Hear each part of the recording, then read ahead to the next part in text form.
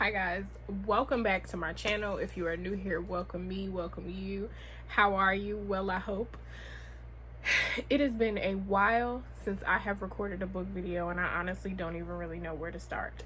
I feel like in my last video I said that I was going to do better, and then I didn't do better, and then a whole bunch of stuff happened and I was super emotional and just didn't want to do anything, and now I'm in a better headspace.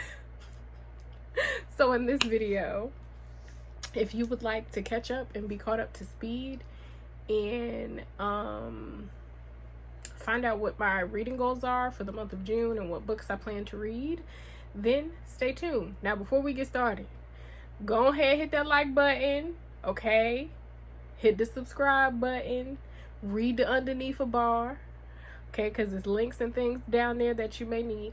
And then, and then we could go on with the video. Stay tuned.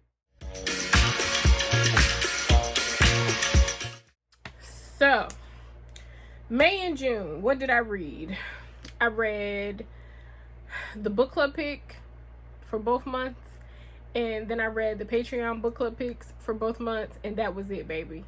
I had the mental capacity of none, and I needed to give myself grace to feel my feelings, to get myself in order, to clean my depression pit, to talk to my therapist, to put some things into motion. I released the GoFundMe for the bookstore. Like, a lot of things have been happening, and I feel like I'm finally in a space where, like, I feel good enough to actually read. So I'm glad to be not that I was gone, but back for real and talking about books and reviewing books for you guys and so on and so forth, because homegirl was going through it. I was going through it, but I'm better now. One of the reasons why I've been so excited to read is because I read a really good book recently. I read 7 Days in June, which was the book club pick for Shelby in the book club for the month of June. Obviously, it had June in the title. And one of the things that I advocate for when it comes to reading is reading outside of your comfort zone. Like, you cannot be considered a well-read reader if you are only reading Black authors, if you are only reading white authors, if you are only reading one type of book. You have to be able to read all of the things. And you may not like all of the things that you read, but it's about trying something. Because how do you learn if you don't try new things and go outside of your comfort zone? So I picked a romance book, and I went into it thinking that I was going to be annoyed. Like, all romance novels are cheesy. It's all the same thing. This one loves that one, and they met in some stinky coffee shop, and they happen to have the same coffee order, and they see each other every Wednesday. Like, what was that Alicia Keys song? You Don't Know My Name. And she put milk and cream in that man's hot chocolate. Now, she know black folk is lactose intolerant. Now, why would she go ahead and... I get angry every time I think about it. Because that man probably had the bubble guts. I know he had the bubble guts because she was trying to be fast on the clock. But anyway, that's what all love stories, romance novels are like. They're like, You Don't Know My Name. And I just don't be here for it because that is not realistic. Okay? It's not realistic. And I just be so annoyed. And 7 Days in June has changed my mind. Now I would like to read all of the romance. I finally got that feeling that you get after you read a really good book. It's like, I don't even really know how to explain it. Like, only people that are readers will understand what I'm talking about. But like, you just get this thrill where now you want to read everything, because you're chasing this feeling again. It just was so good. It was a really well-rounded book. It touched on a lot of different topics. It was a good book. So if you have not, please go and read 7 Days in June by Tia Williams. This is now a Tia Williams stan account. She don't even really know that she's my friend in my head now. But because of that, now I want to read all of the things. Like, I got my fire back. Now I would like to read. And I don't feel like my reading goals for the month are ambitious, but maybe they are, seeing as I haven't read more than 2 books in 2 months. So I haven't read more than 2 books in a month in 2 months is what I mean. So I'm pushing myself to actually make time to read this month, not out of necessity, but actually out of want and for my mental health. I'm a better person when I'm reading consistently. So my goals for July, 5 books. I want to read 5 books. So that means outside of the book club pick and the Patreon book club pick, that's 3 other books, which I feel like is very, very doable. Something else that I'm going to implement for myself is using audiobooks. Like, girl, there is nothing wrong with an audiobook. It does not mean that you did not read it. Sometimes you need to multitask. As adults, multitasking is really a big part of our lives, right? So I'm going to implement that as well. So the first 2 books that I have on my list are the books for both book clubs. So we have The Rib King by Lady Hubbard. This is so it says a fresh and searing account of racism, class privilege, and exploitation. For 15 years, August Sitwell has worked for the Barclays. Like, every time somebody say Barclays, I think about Barclays Center and I think about Beyonce and Jay-Z. But anyway, a well-to-do white family in a Midwestern city who plucked him from an orphan asylum and offered him a job. A child survivor of a racist massacre in the South, the groundkeeper is part of the household's all-black staff, along with Miss Mamie, the talented cook, a young new maid, Jenny Williams, and 3 kitchen apprentices. The latest orphan boys, Mr. Barclay has taken in to civilize as he did August. But the Barclays' fortunes have fallen and their money is almost gone when a prospective business associate proposes selling Miss Mamie's delicious meat sauce to local markets. A cash-strapped Mr. Barclay agrees. Under the brand name The Rib King, the sauce is advertised with a, I don't know that word, caricature.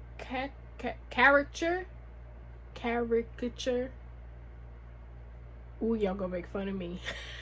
With a caricature of a broadly grinning August Sitwell wearing, oh, I get it now, like the little picture. I do know that word. So a caricature, oh Jesus Christ, of a broadly grinning August Sitwell wearing a jewel encrusted crown on the label. Yet neither Miss Mamie nor August will see a dime from the enterprise. During the promotional tours to sell the sauce, the Rib King displays increasingly erratic behavior that suggests deeper motivations fueled by vengeance.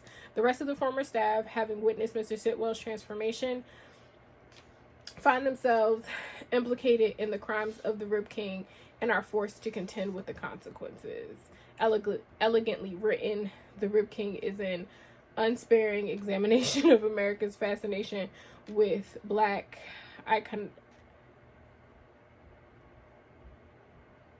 iconography that redefines African American servants in literature. In this powerful, disturbing, and timely novel, Lady Hubbard reveals who people are and, most importantly, who they are not. Y'all don't make fun of me because I couldn't sound out caricature. Y'all know my eyes bad, but this sounds really good. My friend Tiffany has already started reading it, and I believe she finished it, and she said that she absolutely loved it. So for the next book, it is The Last Thing He Told Me by Laura Dave. This is a thriller. I won't go into too much detail because this is between me and the Patreon group. If you would like to know more about what we read on the Patreon group, the little hangouts that we have on Zoom, so on and so forth, the link for you to subscribe to my Patreon is in the underneath bar. Go check that out. Next on my list, I have When Justice Sleeps by Stacey Abrams. I've heard nothing but good things about this book. And I did not know that Stacey Abrams was a fiction writer. This lady is really like trying to save the world and give us entertainment all at the same time. And like, what black woman is not doing the most, okay? So why did I expect anything less? So this says, a very keen and brilliant young law clerk for the legendary Justice Howard Wynne is doing her best to hold her strained personal life together. But when the shocking news breaks that Justin Wynne, the cantankerous swing vote on the court, has slipped into a coma, Avery's life turns upside down. She learns that Wynne has appointed her to serve as his legal guardian and hold his power of attorney, plunging her into an explosive role she never anticipated. Avery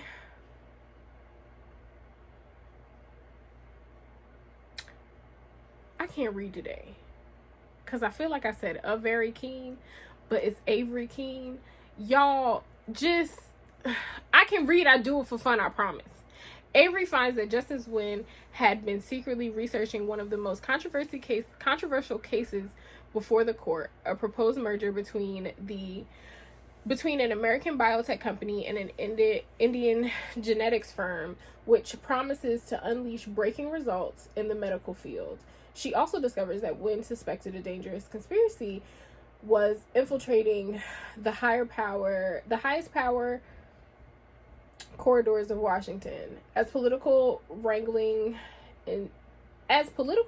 intensifies to replace the ailing judge, Avery begins to unravel the carefully constructed chess-like sequence of clues Wynne left behind for her. His labyrinth puzzle threatens to lead Avery directly into harm's way and to a stunning truth. While Justice Sleeps is a cunningly crafted novel layered with myriad twists and a vibrant cast of characters, drawing on her astute inside knowledge of the court and the political landscape, Stacey Abrams shows herself to not only be a force for good in politics and voter fairness, but also a major new talent in the suspense fiction. That sounds so good to me.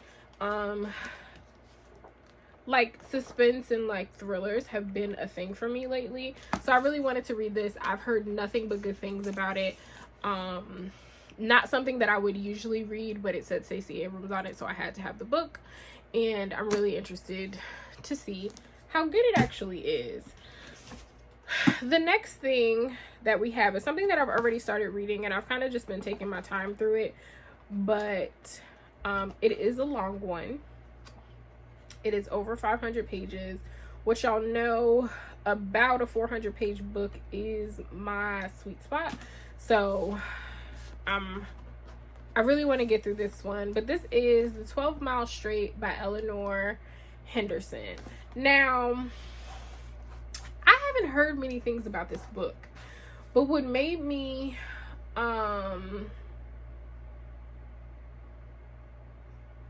pick this up was that I saw that there was like a little blurb from the Oprah magazine, and I feel like Oprah, never mind, I'm not gonna say that. Anyway, so this says, Cotton Country, Georgia, 1930. In a house full of secrets, two babies, one light-skinned, the other dark, are born to Elma Jessup, a white sharecropper's daughter. Accused of raping Elma, field hand Genus Jackson is lynched and dragged down behind a truck down the 12-mile street, the road to the nearest town. In the aftermath, the farm's inhabitants are forced to contend with their complicity in a series of events that left a man dead and a family irrevocably fractured. Despite the prying eyes and curious whispers of the town people, Elma begins to raise her babies as best she can under the roof of her father, Juke, and with the help of Nan, the young black housekeeper, who is as close to Elma as a sister. But as startling revelations mount, a web of lies begin to collapse around the family, destabilizing their precarious world and forcing all to reckon with the painful truth. So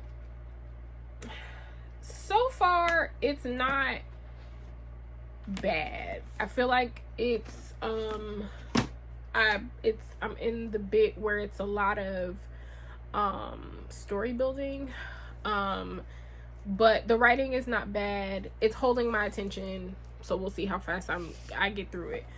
Honestly, my goal for myself is the end of this week I should be done with it and starting something new. So the next thing that we have is The Deep River, or The Deep by River Solomon. So this one is Yetu holds the memories of her people, the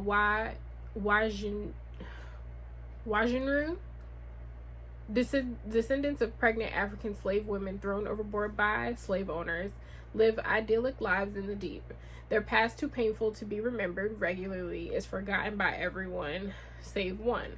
The memories, harrowing and wonderful, traumatic and terrible, are destroying Yetu, and so she flees to the surface, escaping her expectations and responsibilities, and discovers a world the Wajinru left behind long ago. Inspired by the hit song by Clipping, The Deep will resonate long after the last page is told. So this one is super short, and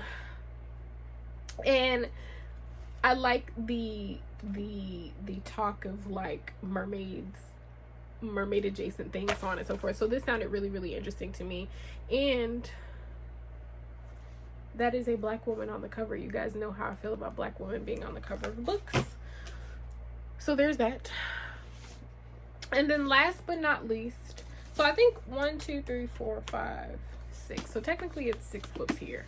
But last but not least, we have The Sweetness of Water by Nathan Harris. Which I also started, but the 12 Mile Straight, the synopsis, something about it just got to me. And I remember when I was in the bookstore, I went to go put it down because I was just like, I don't need another book. But then something about it was just like, no, you need me. So I got it. So anyway, so this one. In the waning days of the Civil War, brothers Prentice and Landry, freed by the Emancipation Proclamation, seek refuge on the homestead of George Walker and his wife Isabel. The Walkers, wrecked by the loss of their only son to the war, hire the brothers to work their farm, hoping through an unsuspected friendship to stanch their grief. Prentice and Landry, meanwhile, plan to save money for the journey north and a chance to reunite with their mother, who was sold away when they were boys. Parallel to their story runs a forbidden romance between 2 Confederate soldiers. The young man recently returned from the war to the town of Old Ox, hold their tryst in the woods. But when their secret is discovered, the resulting chaos, including a murder, unleashes convolutive repercussions on the entire community. In the aftermath of so much turmoil, it is Isabel who emerges as an unlikely leader, proffering a healing vision for the land and for the newly free citizens of Old Ox. With candor and sympathy, debut novelist Nathan Harris creates an unforgettable cast of characters depicting Georgia in the violent crucible of recreation. Or reconstruction, my bad. Equal parts beauty and terror. As gripping as it is moving, The Sweetness of Water is an epic whose grandeur locates humanity love amid the most harrowing circumstances.